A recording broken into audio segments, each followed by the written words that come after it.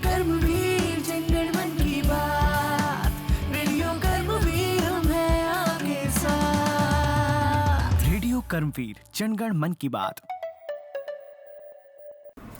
राम राम भाइयों, मैं प्रियांजलि सिंह आपका रेडियो कर्मवीर 90.0 FM पर स्वागत करती हूँ। मेरी माटी मेरा खेत कार्यक्रम में एक बार फिर हम लेकर आए हैं आपके खेतों और खलियानों से जुड़ी बातें जो आपके कृषक जीवन को बेहतर बनाती है। आज हमारा विषय है गर्मियों में सब्जियों के खेतियों का प्रबंधन। इसके लिए हमारे साथ जुड़े हैं भरतलाल जी। डॉक्टर भरतलाल जी आरएके कृषि महाविद्यालय के, जो कि सीहोर में है, सहायक प्राध्यापक है। कार्यक्रम शुरू करने से पहले मैं आप सभी को ये बताना चाहती हूँ कि यह कार्यक्रम नेशनल फर्टिलाइजर लिमिटेड की विजयपुर इकाई द्वारा प्रायोजित की गई है। एनएफएल एक शेड्यूल मिनी रन कंपनी है जो कि भारत के रसायन एवं उर्वरक मंत्रालय के तहत सार्वजनिक क्षेत्र का सबसे बड़ा संगठन है। इतना ही नहीं, ये नाइट्रोजन उर्वरक का सबसे बड़ा उत्पादक भी है। किसानों का मित्र, राष्ट्र का गौरव। तो सबसे पहले मैं डॉक्टर भरतलाल जी आपका स्वागत करती हूँ इस कार्यक्रम में। सर, जैसा हम जानते हैं कि गर्मियों का मौसम शुरू हो गया है, तो इस मौसम में हमारे किसान भाई बहन जो है वो किस प्रकार की सब्जियों की खेती करें जिनसे उनको लाभ मिले? जी मैडम, जैसे आपने पूछा है कि हमारे किसान भाई या बहनें किस टाइप की गर्मियों में माने कौन कौन सी सब्जियां उगा सकती हैं, उनके लिए क्या कौन कौन से हो सकते हैं। तो सबसे पहले मैं बताना चाहूँ, जितनी भी बेल वाली सब्जियां हैं वो गर्मियों में उगाई जाती हैं। इनके अलावा कुछ सब्जियां हैं जो बिना बेल वाली रहती हैं, उनको भी हम गर्मी में उगाते हैं। तो बेल वाली सब्जियों के बारे में अपन चलें, लौकी, तोरई, करेला, ककड़ी, कुकुम्बर और अपना तरबूज, खरबूज, टिंडे, जो भी अपने कुकरबिट्स में आती हैं वो सब्जियां गर्मियों में उगाई जाती हैं। इन सब्जी बेल वाली सब्जियों के अलावा जो जैसे मैंने आपको बताया कि अन्य सब्जियां जैसे हरी मिर्ची की अपन गर्मियों में उगाई जाती है, टमाटर अपने गर्मियों में उगाए जाते हैं, बैगन गर्मियों में उगाए जाते हैं, और एक सबसे प्रमुख जो सब्जी उगाई जाती है गर्मियों में वो है अपनी भिंडी। तो भिंडी की खेती भी किसान भाई गर्मी में सबसे ज़्यादा करते हैं। तो इसके लिए जितनी भी बेल प्लस जो अदर माने अन्य सब्जियां थी उनके हम किसान भाई अच्छे से उगा सकते हैं, और इन सब्जियों को उगाकर किसान भाई अच्छा मुनाफा कमा सकते हैं गर्मियों में सब्जी उगाकर। सर, अभी आपने कद्दू, ये सब कद्दू वाले फलों सब्जियों की बात की थी, तो मेरा आपसे सवाल है कि कद्दू वाले जितनी सब्जियां होती है, कद्दू श्रेणी में जो आते हैं, उनमें क्या क्या पोषक तत्व होते हैं? जितनी भी अपनी कद्दू वर्गीय सब्जियां रहती हैं इनमें मेनली अपन विटामिन और जो पोषक तत्व रहते हैं स्वास्थ्य के लिए बहुत ज़्यादा होते हैं। जो किसान भाई गर्मियों में सब्जी माने कद्दू वर्गीय सब्जियां उगाते हैं तो उनको गर्मियों में सब्जियां उगाने से सबसे ज़्यादा मुनाफा होता है। जैसे जो नॉर्मल सीजन के अलावा जो गर्मी की सब्जी होती है वो उनका रेट भी हाई रहता है, तो इसके लिए किसान भाइयों को सबसे ज़्यादा मुनाफा होता है। और इसमें पाए जाने वाले तत्व सबसे ज़्यादा, जैसे हरी जितनी भी सब्जी रहती है हरी रहती है तो उनमें सबसे ज़्यादा विटामिन रहती है और सबसे ज़्यादा न्यूट्रिएंट्स रहते हैं। कुछ सब्जियां में अपने जैसे आयरन है, विटामिन सबसे ज़्यादा रहते हैं अपनी कुकरविट सब्जियों में। और ये सब्जियां जितनी भी रहती हैं इनमें पानी की भरपूर मात्रा होती है। कुछ सब्जियाँ पका कर खाई जाती हैं जो गर्मियों में उगाई जाती है, कुछ सब्जियों को अपन डायरेक्ट खा सकते हैं। तो डायरेक्ट खाने वाली सब्जियां जैसे अपना तरबूज और खरबूज, जिन्हें हम डायरेक्ट खाते हैं, पका के नहीं खाते, इन्हें क्या फल के रूप में यूज करते हैं। तो जो सब्जियां डायरेक्ट खाते हैं तो उनमें सबसे ज़्यादा पानी की मात्रा प्लस जो विटामिन और न्यूट्रिएंट्स रहते हैं वो सबसे ज़्यादा पाए जाते हैं किसमें, कद्दू वर्गीय सब्जियों। सर, कद्दू वर्गीय सब्जियों के लिए हम खेत और ज़मीन को किस प्रकार से तैयार कर सकते हैं? किसान भाइयों से मेरा अनुरोध है कि जो भी अपन सब्जी कद्दू वर्गीय सब्जियां उगाना चाहते हैं तो उसके लिए सबसे पहले अपना रहता है एक गर्मी में गहरी जुताई करें। अब गर्मी में अपन सब्जी जैसे उगा रहे हैं तो उसके पहले कोई अपने क्रॉप लिए तो उसके तुरंत बाद एक गहरी जुताई करते हैं, जिससे माने ज़मीन में जो उपलब्ध रहते हैं जैसे अपने रोग या कीट रहते हैं तो उससे उस टाइम वो नष्ट हो जाते हैं। इसके लिए 3 से 4 हल की जुताई करते हैं, उसके बाद समतल करने के लिए पाटा चला देते हैं। इससे पूरी जो तैयारी रहती है भूमि की वो तैयार हो जाती है। तो इसके लिए सबसे पहले अपन गहरी जुताई करते हैं, दूसरा 3 से 4 हल की जुताई करने के बाद पाटा लगा देते हैं, जिससे अपना जो उगाना है जिस फील्ड में वो समतल हो जाता है। सर, आपने अभी बताया कि कद्दू वर्गीय सब्जियों को उगाने के लिए आपको बहुत सिंचाई उनकी करनी पड़ती है, बहुत पानी देना पड़ता है। तो सर, ये सब्जियों का जब हम लोग सिंचाई करते हैं तो किस प्रकार की सिंचाई विधि का उपयोग करना चाहिए? जैसे आजकल जो ज़्यादा बड़े किसान भाई हैं वो क्या करते हैं कि नॉर्मल सब्जियों को उगाते हैं और उनमें आवश्यकता अनुसार पानी देते हैं। तो जो किसान थोड़े अच्छे माने अनुभवी हैं, बहुत अच्छा अनुभव है उन्हें कद्दू वर्गीय सब्जी करने का, या तो इसकी दो मेथड रहती हैं मैडम। जैसे फर्स्ट मेथड रहती है कि जो किसान अच्छे से उगाते हैं वो क्या करते हैं, फील्ड को समतल करते हैं और फील्ड में नालियाँ बनाते हैं। तो जो गर्मी में उगाते हैं तो जो जो पौधे रहते हैं सब्जियों के, वो नाली में लगाए जाते हैं। और यही अपन कहीं बरसात में उगाते हैं तो वो पेड़ कहाँ लगाए जाते हैं, बंड पे, नाली के बंड पे। तो इसके लिए अपन 2 से 3 मीटर की नाली बनाते हैं, खेतों में नालियाँ बनाते हैं, उनमें एक रिंग बनाते हैं, छोटी सी बंड बनाते हैं, उसमें सीड 3 से 4 सीड एक पर रखते हैं, इसलिए उनको पानी अच्छे से मिल सके। और जब प्लांट फर्स्ट में जैसे ही अपन सीड डालते हैं तो उसके एक दिन या उसी दिन अपन उसको माने पानी दे सिंचाई कर देते हैं। इसके बाद अपन को जैसे गर्मी रहती है तो ग्रीष्म काल में बीक में आवश्यकता है कि आपकी मिट्टी कैसी है, मिट्टी आपकी अच्छी है, जैसे दोमट मिट्टी चाहिए सभी कद्दू वर्गीय सब्जियों के, तो उनको अपन क्या करते हैं अच्छे से बीक में 2 बार। इसके बाद जैसे ही आपकी फसल बढ़ती जाती है तो उससे कुछ आपके जो मिट्टी है वो कवर हो जाती है फसल के द्वारा, तो पानी की आवश्यकता थोड़ी कम होती जाती है। कम होने का कारण अपन बीक में एक सिंचाई करना बहुत आवश्यक है, और बीच में मौसम बदलने पर आप उसके आवश्यकता अनुसार सिंचाई कर सकते हैं। सर, अभी हमने सिंचाई की बात तो कर ली, तो साथ में मैं आपसे पूछना चाहूँगी कि जब हम लोग कद्दू वर्गीय सब्जियों की खेती करते हैं तो हमें किस समय पर उन्हें खाद और उर्वरक देने चाहिए? जी मैडम, जैसे कद्दू वर्गियों की सब्जियों के लिए अपन सबसे पहले, एक तो रहता है कि अपन जब उनकी बुवाई करते हैं तो उस टाइम पे अपन को सबसे ज़्यादा जो गोबर की खाद होती है, हम वर्मी कंपोस्ट का भी यूज कर सकते हैं या वर्मी कल्चर के नाम से जानते हैं। तो गोबर की खाद का मैक्सिमम किसान यूज करते हैं, जिससे क्या प्लांट की ग्रोथ होती है, और एक जैविक खाद है। तो इसकी अपन 15 से 20 टन प्रति हेक्टेयर के हिसाब से इसको बुवाई से पहले खेत में डालते हैं, जिससे, और इसके बाद पाटा चला देते तो वो पूरे खेत में मिक्स हो जाती है। इसी के बाद अपना जैसे उसमें आप पोषक तत्वों की बात आती है तो अपन नाइट्रोजन का यूज करते हैं, फास्फोरस और पोटेशियम। तो नाइट्रोजन की 80 केजी प्रति हेक्टेयर रखते हैं, इसी के 50 केजी पोटेशियम और 50 केजी फास्फोरस का यूज करते हैं। नाइट्रोजन की पूरी मात्रा अपन ना दे के सोइंग के टाइम तो 50% मात्रा अपन बुवाई के टाइम देते हैं। उसके 20 दिन बाद फिर नाइट्रोजन की जो दो बच्चा रहता है तो उसके बाद 25% फिर देते हैं, और इसके बाद 40 से 45 दिन पे। तो नाइट्रोजन का सबसे बड़ा महत्व है कि अपन इसको बुवाई के टाइम पूरा ना दे के 3 भागों में देते हैं, आधा भाग बुवाई के समय, इसके बाद 2 भाग 20 दिन और 40 दिन के अंतर पे देते हैं। और दो जो पोषक फास्फोरस और पोटेशियम है उसको सोइंग पे बुवाई के टाइम ही पूरी डोज दे दिया जाता है। सर, आपने अभी बुआई की बात की, तो मैं आपसे पूछना चाहूँगी कि गर्मियों में कद्दू वर्गीय सब्जियों की बुआई का सबसे उचित समय कौन सा होता है? जी मैडम, गर्मियों में जो कद्दू वर्गीय सब्जियां होती हैं, ग्रीष्मकालीन सब्जियां बोलते हैं उनको, सबसे अच्छा समय है उनका मध्य मध्य फरवरी से मार्च। मध्य फरवरी से मार्च में आप उगाएंगे तो आपको जो उत्पादन होगा वो बहुत अच्छा होगा। तो सर, ये बुआई जो है हम लोग किस प्रकार से करेंगे? बुवाई की मैं जैसे हमने बताया मैम कि इसकी भी 2 मेथड होती हैं। जो छोटे फार्मर रहते हैं जिन्हें स्मॉल फार्मर कहते हैं, तो उनके लिए क्या है, कुछ फार्मर के पास बहुत ही कम ज़मीन रहती है और वो सब्जियों की खेती, जितने भी छोटे फार्मर हैं वही मैक्सिमम सब्जियों की खेती करते हैं। तो इसके लिए जो फार्मर छोटे होते हैं वो क्या करते हैं, पॉली बैग से पहले प्लांट में नर्सरी बनाते हैं, इसके बाद फील्ड में ट्रांसफ़र करते हैं। इससे क्या है, बहुत सारे अपनी 2 से 3% या माने 25 से 75% तक सीड की बचत होती है। क्योंकि जब अपन पॉलीथिन में उगाते हैं सीड तो 2 सीड रखते हैं, और यही अपन कहीं डायरेक्ट फील्ड में सोइंग करते हैं तो वहाँ पे अपन को एक प्लांट उगाने के लिए 4 से 5 सीड का यूज, तो इससे आपकी सीड की मात्रा बहुत ज़्यादा लगती है फील्ड में। तो एक तो ये हो गई आपकी पॉलीथिन मेथड से, जिससे अपन नर्सरी बनाकर फिर उसको ट्रांसफ़र। दूसरी अपन ने जैसे बताया था आपको पहले भी कि आप खेत में नालियाँ बनाते हैं, उसमें नालियों में 2 से 3 मीटर की डिस्टेंस रखते हैं, और एक नाली से दूसरे तो उसमें एक रिंग बनाते हैं, बीच में गड्ढा करते हैं, उसमें अपन 3 से 4 सीड 4 से 5 सीड एक ही जगह पर लगाते हैं। तो ऐसी नालियों में पूरी सोइंग करते हैं उसकी। सर, तो ये कद्दू वर्गीय सब्जियों की जो बीज दर क्या होती है?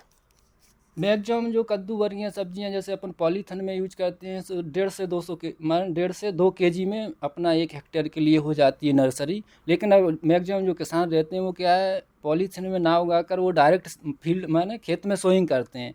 खेत में सोइंग करने से उनकी क्या है, बीज दर बढ़ जाती है। जैसे हमने आपको बताया कि 1.5 से 2 kg पॉलीथिन में होती है, उसकी आप 2 या 3 गुना मान लीजिए कि वो उससे ज़्यादा यूज करते हैं। जैसे कुछ लौकी, कद्दू और कोकरविट्स में करेला, इनकी जो बीज दर है वो 3 से 5 kg प्रति हेक्टेयर रहती है। जो इनके सीड छोटे रहते हैं, जैसे ककड़ी अपन खीरा बोलते हैं, उसके सीड थोड़े छोटे रहते हैं, तो उसकी बीज दर और ज़्यादा बढ़ जाए, 5 से 6 kg लगेगी। तो इस टाइप से उनकी बीज दर अलग अलग है। बहुत सारी सब्जियां हैं। फिर अपन तरबूज खरबूज का, उसका और छोटा सीड रहता है, तो उनकी बीज दर 5 से 6 kg। तो जो एवरेज ग्रीष्मकालीन से या बेल वाली सब्जियां हैं, अपन कह सकते हैं कद्दू वाली सब्जियों की है, वो 3 से 5 kg तक सीड रेट रहती है। सर, कद्दू वर्गीय की सब्जियों की जब बात ही चल रही है तो मैं आपसे पूछना चाहूँगी कि वर्तमान में प्रचलित कद्दू वर्गीय सब्जी कौन कौन सी है?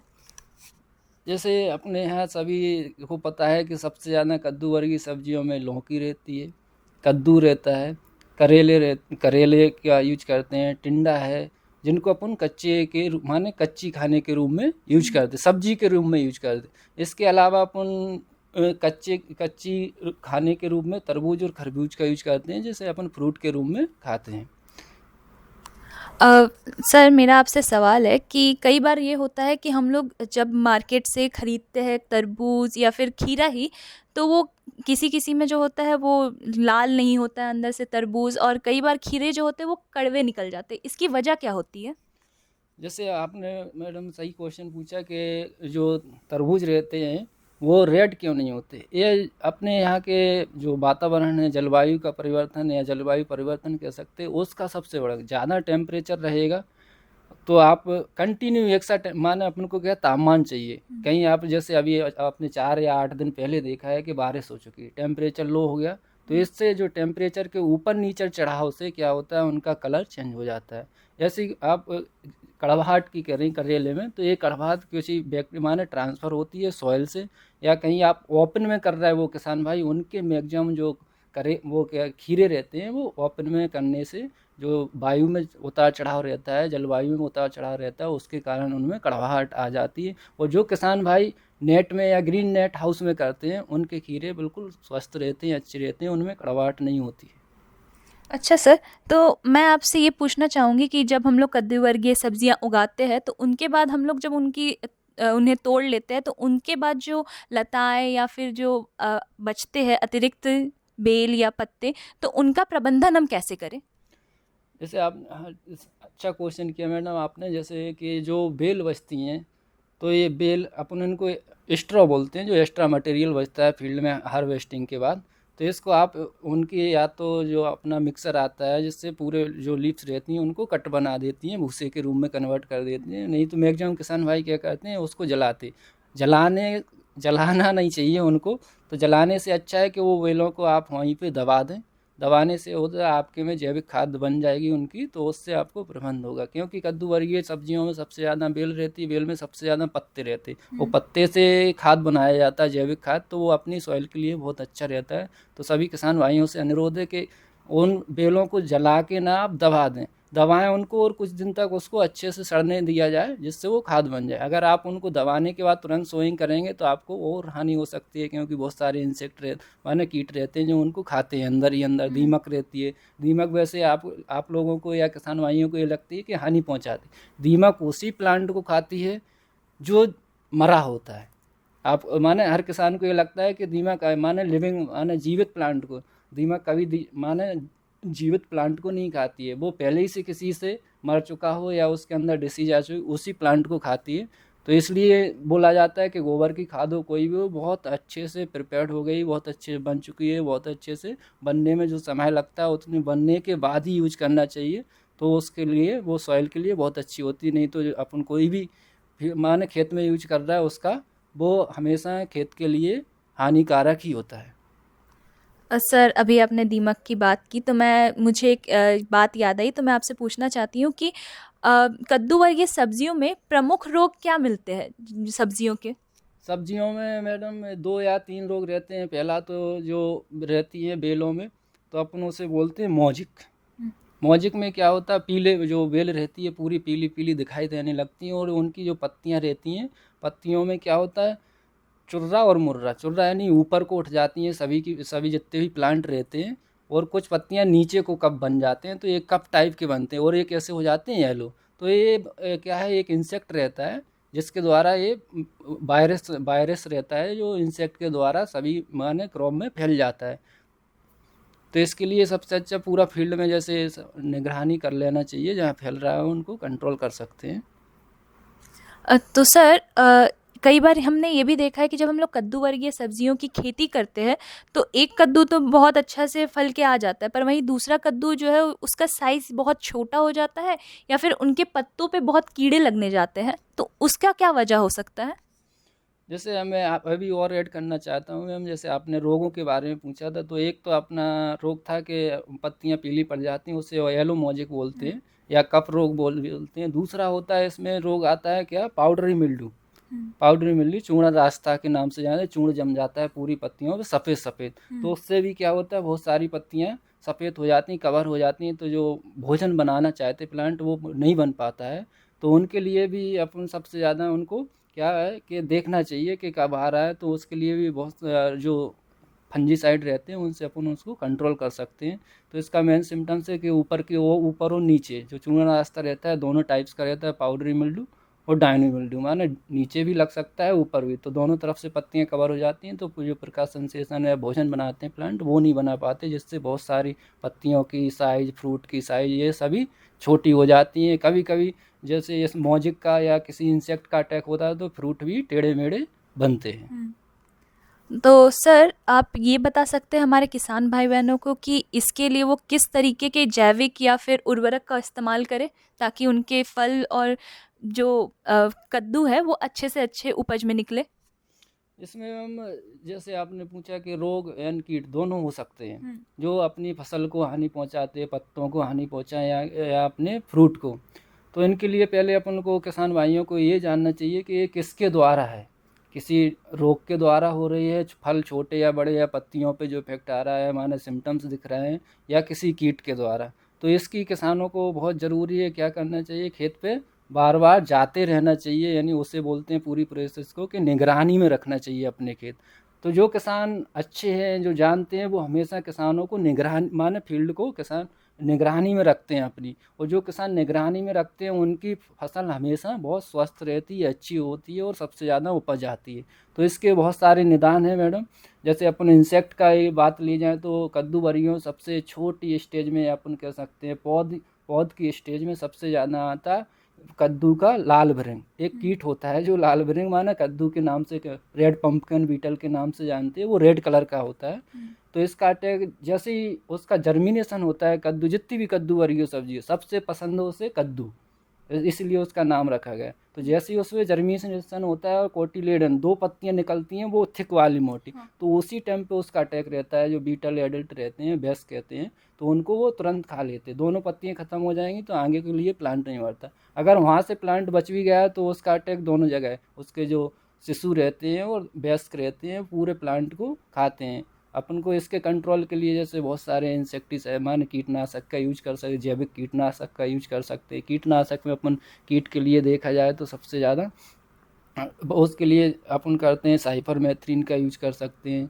और जो जैविक कर रहे, जो किसान जैविक खेती कर रहे हैं या जैविक की अनुशंसा कर रहे हैं, जैविक के लिए उनको ज़्यादातर गवर्नमेंट के द्वारा भी प्रमोट किया है। तो जिसमें जैविक में होम मेड का यूज करें तो उनको क्या है, जो आर्थिक हानि है वो बहुत कम होगी। होम मेड में अपन नीम ऑयल का कर सकते हैं, नीम पत्तियों का यूज कर सकते हैं। अपने पास और भी जो रहते हैं, ओनियन का यूज करते हैं, कुछ लोग गार्लिक के जो बना के घर पे पेस्ट बना के उनका यूज कर सकते हैं।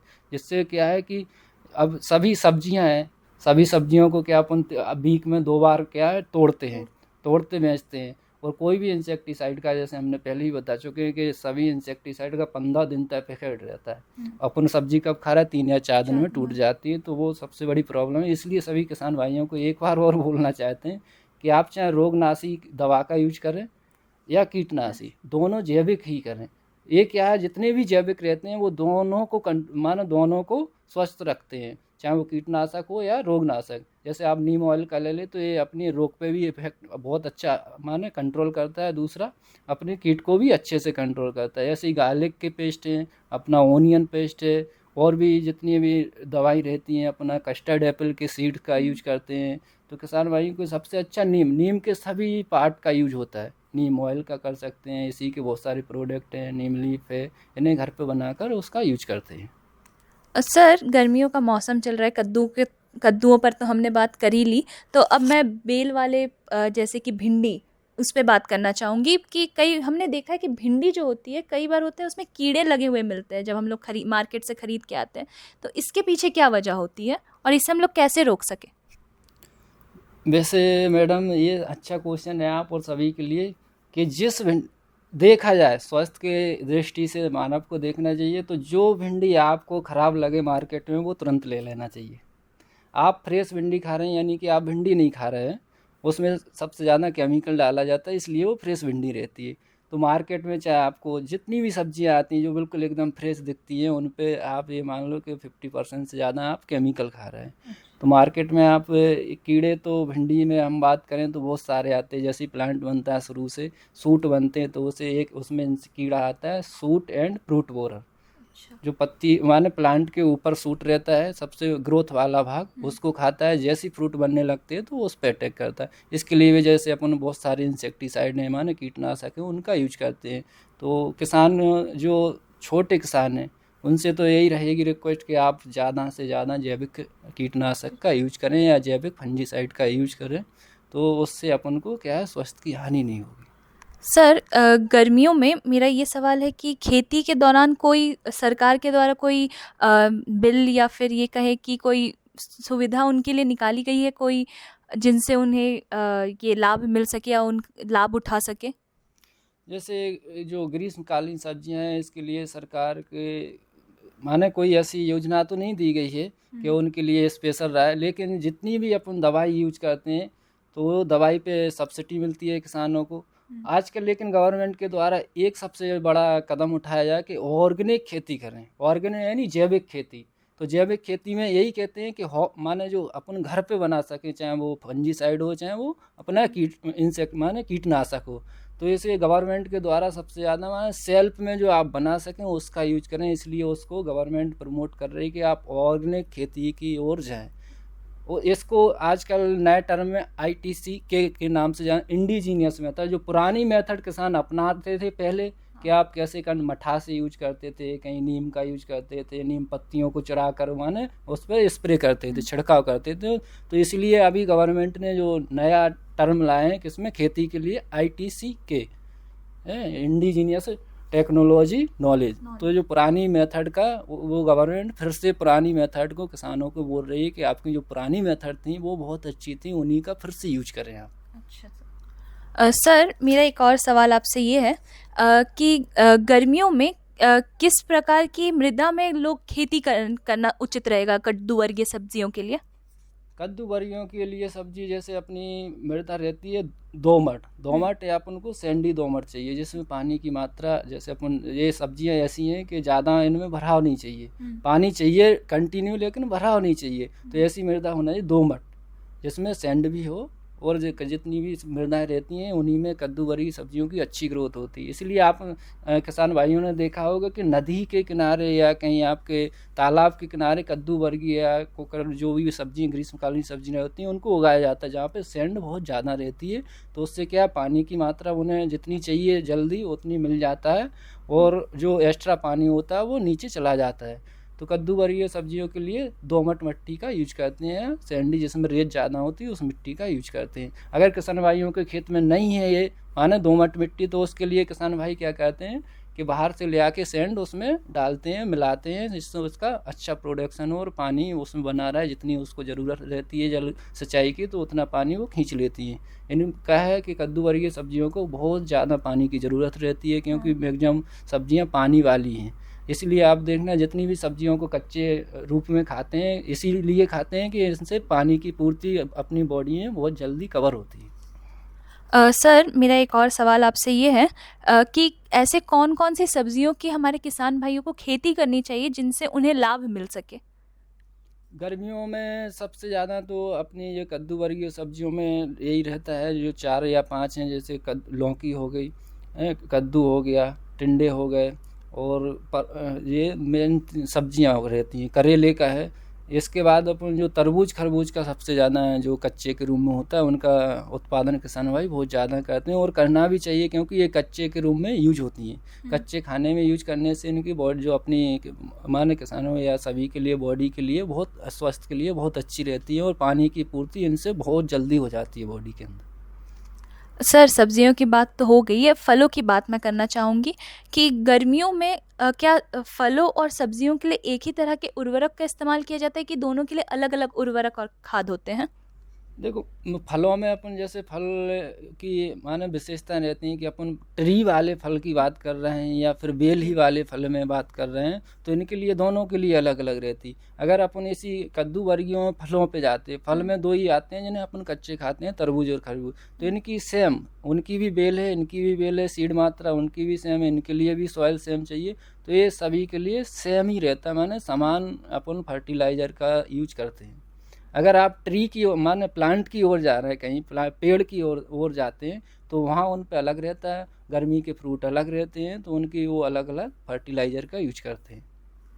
सर, तो अगर हम पूछना चाहेंगे आपसे कि अगर कोई भी हमारे किसान जो फलों का उगाते हैं, तो उन्हें किस प्रकार के फल इस मौसम में उगाने चाहिए? अभी इस मौसम में जैसे मैडम फल तो नहीं उगाए जा सकते हैं, क्योंकि ये जितने भी फल रहते हैं गर्मियों के, उनके प्लांट रहते हैं। अच्छा। तो प्लांट जो किसान अपना माने फ्रूट का उत्पादन करना चाहते हैं, तो उनकी वो पहले से प्लानिंग रहती है, वो अपना बगीचा लगाते हैं। जैसे गर्मियों में अभी सबसे ज़्यादा अपन देखेंगे कि आम आएगा। हाँ। ठीक है, आम ही एक गर्मियों के फ्रूट में मेन रहता है। तो जो किसान आम को उगाते हैं, तो उनके लिए आम का बहुत बगीचा लगाना पड़ता है, और इनकी जो उत्पादन होता है वो 8 से 10 साल बाद आता है। इसकी खामोशियाँ किसानों को बहुत देर तक रखना पड़ती हैं। कुछ किसान तो इसी से दूर हैं कि 8 से 10 साल तक वेट कैसे किया जाए, तब उससे उत्पादन मिलता है। अच्छा। तो सबसे ज़्यादा उत्पादन गर्मियों में आम का ही होता है। तो सर, अगर कोई किसान किसी भी प्रकार की सरकार से मदद चाहता है, अगर उसे मान लीजिए कि गर्मियाँ आने से पहले ही उसके फल या सब्जी जो है ख़राब हो जाते हैं किसी आपदा की वजह से, या बहुत बेमौसम बारिश या पर्यावरण में किसी भी आपदा की वजह से, तो क्या वो सरकार से कोई मुआवजा ले सकता है? जी मैडम, सभी सब्जियों और सभी की जो फसल रहती है या सब्जी वाली फसल, सभी के लिए माने जो योजनाएं बनाई गई हैं, जहाँ में जैसे फसल बीमा योजना रहती है। जो भी किसान सब्जियों की खेती कर रहे हैं या अपनी नॉर्मल फसल को उगाते हैं, तो सब क्रॉप के लिए अलग अलग जो ये बीमा की रेट है वो सबके लिए अलग अलग रहती है। तो गवर्नमेंट के द्वारा सभी किसानों के लिए जो उसमें रजिस्ट्रेशन करते हैं फसल बीमा का, उसके जो आपकी प्राकृतिक आपदा या कैसे भी फसल जो नष्ट होती है, उसके लिए आपको उसके वो गवर्नमेंट के द्वारा पूरा उसका जो आपकी मार्केट में वैल्यू माने भाव होंगे, उसके हिसाब से आपको उसके माने मूल दिए जाते हैं। तो सर, आप हमारे किसान भाई बहनों को ये बता सकेंगे कि वो किस प्रकार से इसे मुआवजे को सरकार से प्राप्त कर सकते हैं? तो इसमें मैम जैसे 2 विधियों का यूज होता है हमेशा, कि एक तो जो किसान इसमें देखा जाता है कि जो किसान पहले से माने अपना रजिस्ट्रेशन करा रहे हैं कि हमारे फसल बीमा योजना के अंतर्गत ऑनलाइन रजिस्ट्रेशन होता है, उसमें आपकी पूरी जानकारी देना पड़ती, कौन सी क्रॉप लगा है, कितने एरिया में है। तो उसके द्वारा आपको जब नष्ट होगी तो उसका आपको मुआवजा कुछ इसकी ना के बराबर किसानों के लिए फीस रहती है, उसके द्वारा फीस देकर आप रजिस्ट्रेशन करा सकते हैं। और रजिस्ट्रेशन कराने के आपकी आपदा आई तो ठीक है, नहीं तो आपके जो थोड़े से पैसे रहते हैं उनका नुकसान होता है। बाकी आपकी कहीं कोई प्राकृतिक आपदा आती है तो उसके द्वारा जो हानि होती है, तो उसको जो बाज़ार का मूल्य है उसके बराबर ही आपको पूरी उसके उत्पादन के बराबर आपको पूरा मूल्य दिया जाता है किसानों को।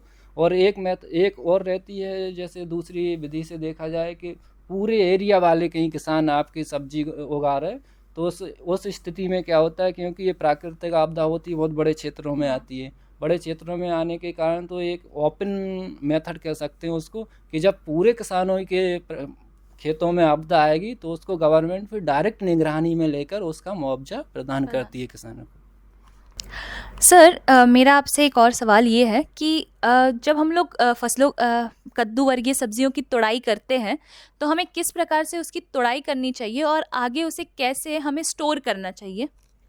जी मैडम, सही क्वेश्चन किया आपने। जैसे कि सभी किसान भाइयों को इसके बारे में बहुत ज़रूरी माने जानना चाहिए कि फसल की कब हमें तुड़ाई करना चाहिए, कितने दिन पर तुड़ाई करना चाहिए और कितने दिन बाद तुड़ाई करना चाहिए। तो जो फसल जितनी भी कद्दू वर्गीय सब्जियां हैं वो क्या है 40 से 45 दिन में तैयार हो जाती हैं फर्स्ट तुड़ाई के लिए। तो 40 से 45 दिन के बाद उनकी फर्स्ट तुड़ाई की जाती है। उस टाइम पे उत्पादन कम रहता है। इसके बाद आपको फलों की जो सब्जियों की अच्छी माने वो रखने क्वालिटी रखने के लिए और उनको अच्छा रखने के लिए उनकी साइज़ में कोई परिवर्तन ना हो, हार्ड ना हो, कोई अटैक ना हो, तो उनकी डेली तुड़ाई करना चाहिए, वो भी छाँट कर। डेली तुड़ाई करने से क्या होता है, एक तो फसल में जो अपन न्यूट्रिएंट्स देते हैं वो फ्रूट को मिल जाते हैं और अपन उनको मार्केट में अच्छे से सेल कर सकते हैं। तो तुड़ाई के लिए किसान भाई को तुड़ाई के लिए छाँट के तुड़ाई करते हैं फसलों वो सब्जियों की। तो उस तुड़ाई करते समय किसान भाई ये ज़रूर ध्यान रखें कि जितनी भी कद्दू वर्गीय सब्जियां हैं, बेल वाली सब्जियां हैं, उनकी तुड़ाई डंठल के साथ करें। जो फ्रूट में माने फल में जो सब्जियों में डंठल रहता है उसके साथ करेंगे तो जो फल का जो बाष्पीकरण होता है वो नहीं होता है और उसकी जो माने रखने की क्षमता कह सकते हैं वो ज़्यादा रहती है। तो इनको रखने के लिए जो जिनके पास व्यवस्थाएं होती हैं वो अपनी करते हैं और जिनके पास बाज़ार की व्यवस्था होती है वो खेत से ही उनको बाज़ार के लिए भेज देते हैं।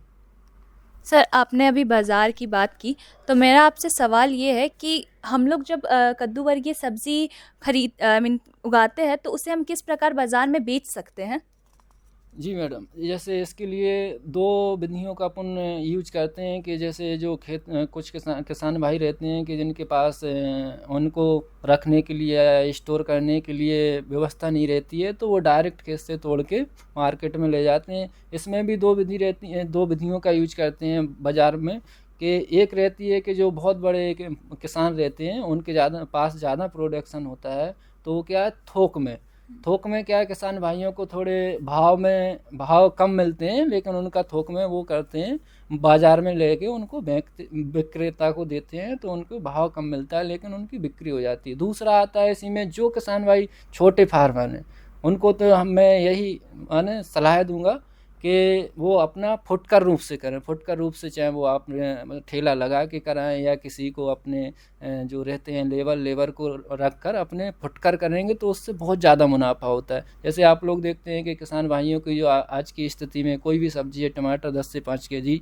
जाता है तो वहीं पे जो थोक में किसानों का 10 से 15 केजी पर माने किलो जाता है वही आपको फुटकर में 30 से 40 रुपए मिलता है। तो इसको किसान भाइयों को माने स्वयं में ही देखना चाहिए कि कितना अंतर है। जो हम मार्केट ले जाते हैं 5 से 10 रुपए केजी जा रहा है और वही हमें 20 से 25 रुपए केजी मिल रहा है।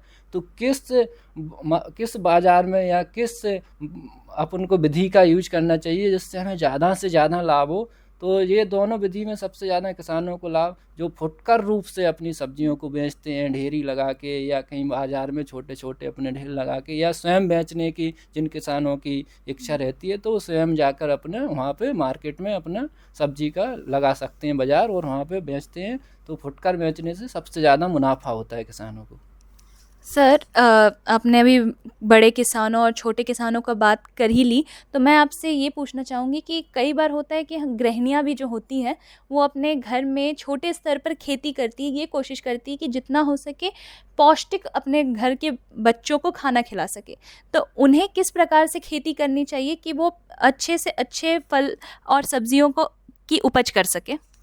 जैसे मैडम आपने पूछा है कि जो गृहिणियाँ रहती हैं किसान रहते हैं तो उनके लिए उनके जो भी अपने मकान के पास या मकान के ऊपर छत पे आप जो भी जिस टाइप से आप करना चाहते हैं इस पूरी मेथड को अपन बोलते हैं किचन गार्डन या होम गार्डन जो अपन घर के आसपास या घर के एरिया में यूज करते हैं। तो इसमें जैसे अभी गर्मियों में सबसे ज़्यादा अपन लगा सकते हैं ककड़ी जो आपको फ्रेश मिलेगी खाने के लिए स्वयं की। ऐसे ही यूज करते हैं लौकी का जो भी अपन को मिलेगी, गिलकी, तोरई, जितने भी माने जो सब्जियां हैं जैसे तरबूज और खरबूज को छोड़कर ये सब्जियां आप घर में पॉलीथीन बैग में आपके पास मटके हों पुराने उनको तोड़कर उसमें जो मटेरियल में सॉयल और सैंड और जो मिनरल्स रहते हैं उनका यूज करके उसमें लगा सकते हैं। तो ये जितनी भी कद्दू वर्गीय सब्जियां होती हैं उनको जो गृहिणियां रहती हैं वो आराम से अपनी छत पे या जो घर के पास में ज़मीन खाली रहती है उनमें उगा सकती हैं। और इसके अलावा और भी आप जाएँ, जैसे कुछ ग्रीन लीव्स रहती है गर्मियों में, धनिया उगा सकती हैं गृहिणियाँ, जिससे अपने माने परिवार का अच्छे से भरण पोषण हो, अपन कैसा अच्छा खा सकें, अच्छा खाएं, अच्छे रहें, स्वस्थ रहें।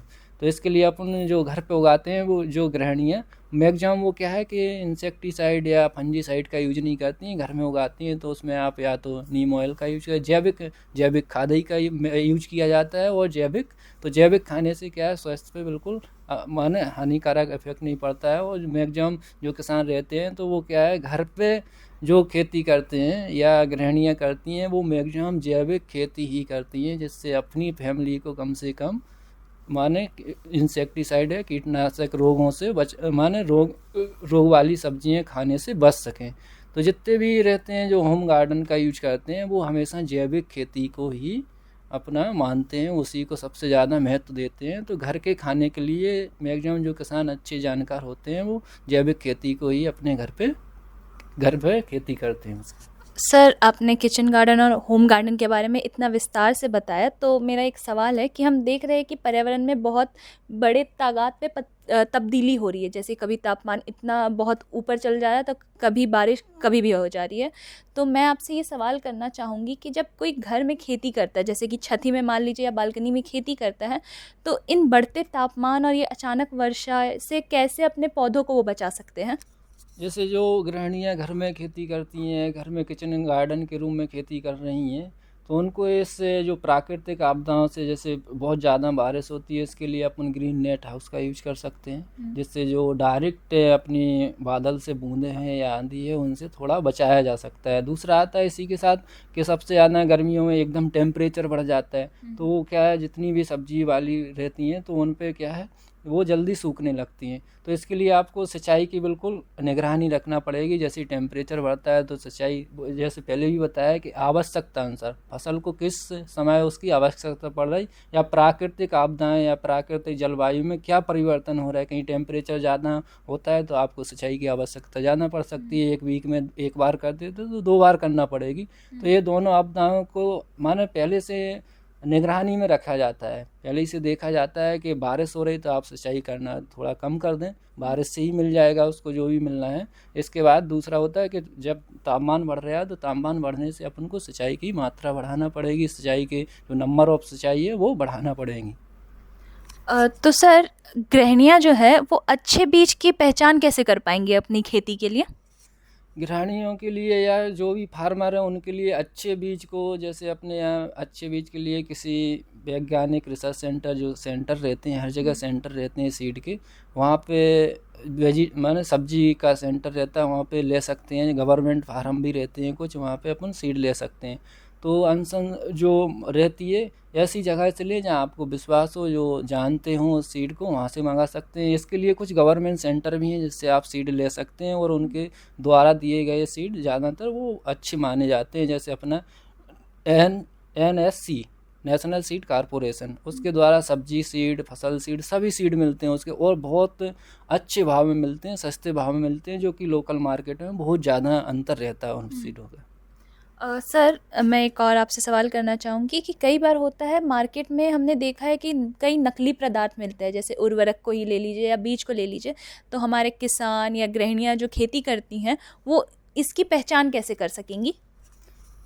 इसकी पहचान के लिए सबसे, जैसे कोई भी पदार्थ लेते हैं, फर्टिलाइज़र लें, इंसेक्टिसाइड लें, फंजीसाइड लें, इनके लिए क्या है, एक तो सभी किसान या गृहिणियों को ऐसी जगह से इन सभी पदार्थों को खरीदना चाहिए जहाँ की एक रजिस्टर्ड हो अच्छे से, वहाँ से आप खरीद सकते हैं। दूसरी, किसी वैज्ञानिक या आपको नंबर बताया था टोल फ्री, वहाँ से सलाह लेकर कि हमें कौन सी कंपनी का। तो इन सब चीज़ों में, जैविक हो या वो आपका केमिकल रसायन वाला हो, इनमें आप जितने अच्छे कंपनी का सीड लें, चाहे वो फर्टिलाइज़र हो या आपका कीटनाशक हो, फफूंदीनाशक हो, बीज कल्चर हो, ये जितने अच्छे आप कंपनी का लोगे उतना अच्छा रहता है।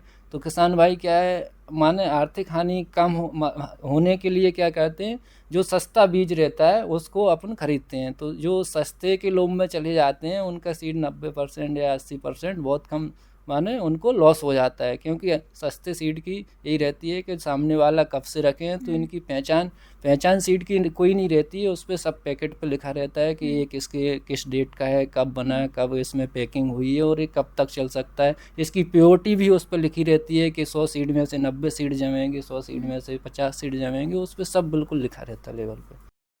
बहुत बहुत धन्यवाद सर, आपने ग्रीष्मकालीन में सब्जियों से जुड़ी इतनी महत्वपूर्ण जानकारी हमारे किसान भाई बहनों को दी। मैं आशा करती हूँ कि हमारे किसान भाई बहन इन जानकारियों का उपयोग कर अपने खेती में बढ़ोतरी कर पाए। इसी के साथ मैं प्रियांजलि आप सभी से अलविदा लेती हूँ। आप ऐसे ही खेती और खलियान से जुड़ी महत्वपूर्ण जानकारियों के लिए जुड़े रहिए हमारे रेडियो करमवीर 90.0 FM पर, जो करता है जनगण मन की बात। आओ हम सब थामे हाथ, गाँव शहर के करेंगे बात, खेतों और खलियानों से जुड़कर करेंगे जनगण मन की बात। 90.0 FM रेडियो कर्मवीर सुन रहे हैं आप, रेडियो कर्मवीर जनगण मन की बात, रेडियो कर्मवीर हम हैं आपके साथ। रेडियो कर्मवीर जनगण मन की बात।